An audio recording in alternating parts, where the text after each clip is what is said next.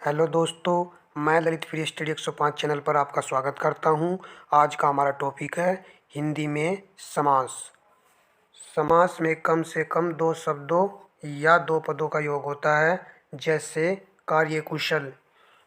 कार्य और कुशल दो शब्दों के योग से बना है। इसका अर्थ है कार्य में कुशल। समास का शाब्दिक अर्थ है संक्षेप। समास के 6 भेद होते हैं दोस्तों। समास के मुख्य 4 भेद होते हैं। अगर आपसे एग्जाम में पूछे समास के मुख्य भेद कितने होते हैं तो आप 4 बताओगे। अव्ययी भाव समास, द्वंद्व समास, बहुब्रीहि समास, तत्पुरुष समास, ये 4 हमारे मुख्य भेद हैं।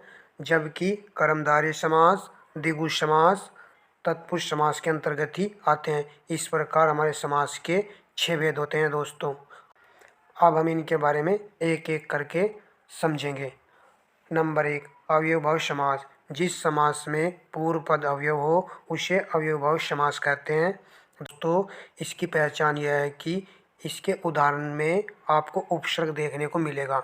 जैसे प्रतिदिन में प्रत्युपसर्ग है, आजन्म में उपसर्ग है, यथाशक्ति में यथा उपसर्ग है, समक्ष में स उपसर्ग है, भरपेट में भर उपसर्ग है, रातों रात में अव्ययभाव समास है। दोस्तों, जब एक शब्द 2 बार रिपीट होता है वहाँ पर अव्ययभाव समास होता है। बेकाम में बे उपसर्ग है, उपकूल में उप उपसर्ग है आदि। द्वंद्व समास। इस समास में दोनों पद प्रधान होते हैं। इस समास का विग्रह करने पर 2 पदों के बीच और अथवा या लगा होता है। जैसे सीता राम, सीता और राम, भाई बहन, भाई और बहन, भला बुरा, भला या बुरा। और इसकी पहचान यह है दोस्तों कि शब्दों के बीच में योजक चिन्ह लगा हुआ होता है। ठीक है दोस्तों। बहुवीर्य समास। बहुवीर्य समास में कोई भी पद प्रधान नहीं होता है, अर्थात अन्य पद प्रधान होता है। दोस्तों, इस समास में दोनों शब्द मिलकर एक नया अर्थ प्रकट करते हैं। जैसे पीताम्बर, भगवान विष्णु, नीलकंठ, भगवान शंकर। ठीक है दोस्तों। चतुर्भुज विष्णु, निशाचर राक्षस, बारहसिंगा विशेष जानवर, सैबल सशरीर आदि। सैबल और सशरीर सह का बोध कराने वाले शब्द भी बहुव्रीहि समास के अंतर्गत ही आते हैं दोस्तों। बहुव्रीहि समास के अंतर्गत देवी देवताओं के नाम आपको देखने को मिलेंगे। तत्पुरुष समास। जिस समास का उत्तर पद अर्थात अंतिम पद प्रधान होता है उसे तत्पुरुष समास कहते हैं। तत्पुरुष समास में कारक का प्रयोग होता है दोस्तों। कारक के भेद होते हैं 8। ठीक है दोस्तों। और कर्ता कारक और संबोधन कारक को छोड़कर सभी कारकों में विभक्तियां लगाकर इसका समास विग्रह होता है दोस्तों। अब आपको कारक का पता होगा।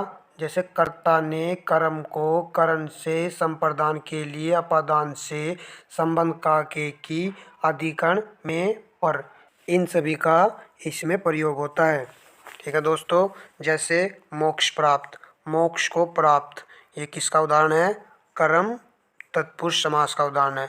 नेत्रहीन, नेत्र से हीन, रस भरा, रस से भरा, ये दोनों कर्ण तत्पुरुष समास का उदाहरण है। देशभक्ति, देश के लिए भक्ति, ये किसका उदाहरण है? संप्रदान तत्पुरुष का। पथभ्रष्ट, पथ से भ्रष्ट, अपतान तत्पुरुष। गंगा जल, गंगा का जल, संबंध तत्पुरुष। कवि श्रेष्ठ, कवियों में श्रेष्ठ। वनवास, वन में वास, ये किसका उदाहरण है? ये दोनों उदाहरण है अधिकरण तत्पुरुष समास का। दोस्तों, यहाँ पर विभक्ति का लोप हो रहा है। ठीक है दोस्तों। इस तरह हम पहचान लेंगे कि ये कर्म तत्पुरुष समास का उदाहरण है या फिर कर्ण तत्पुरुष समास का उदाहरण है, चाहे कैसा भी कठिन प्रश्न पत्र क्यों ना बन जाए। अब हम समास को आराम से पहचान लेंगे। कर्मधारय समास। इसमें पहला पद विशेषण, दूसरा पद विशेष से होता है दोस्तों।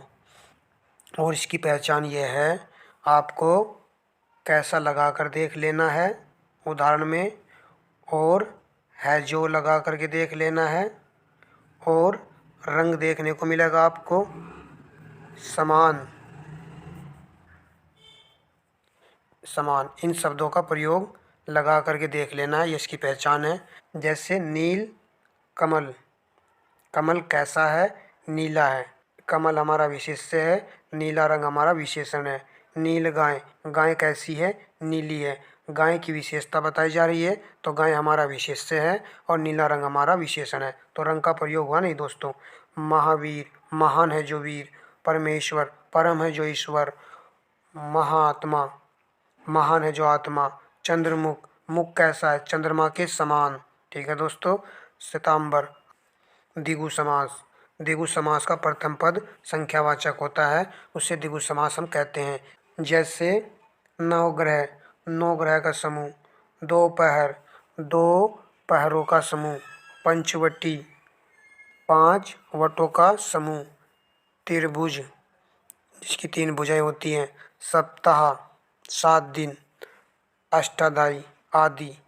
पहला पद संख्यावाचक होता है, तो आप पहचान लोगे कि ये द्विगु समास का उदाहरण है दोस्तों। दोस्तों मैंने कुछ प्रश्न भी आपके लिए लिए हैं। प्रश्न नंबर 1, अजात शत्रु में कौन सा समास है? तत्पुरुष, दवंद, कर्मधारय या फिर बहुव्रीहि समास? दोस्तों इसका राइट उत्तर है ऑप्शन डी, बहुव्रीहि समास।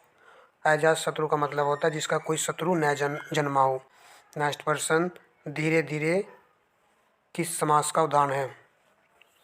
दवंद का, अव्ययभाव का, कर्मधारय का, तत्पुरुष का?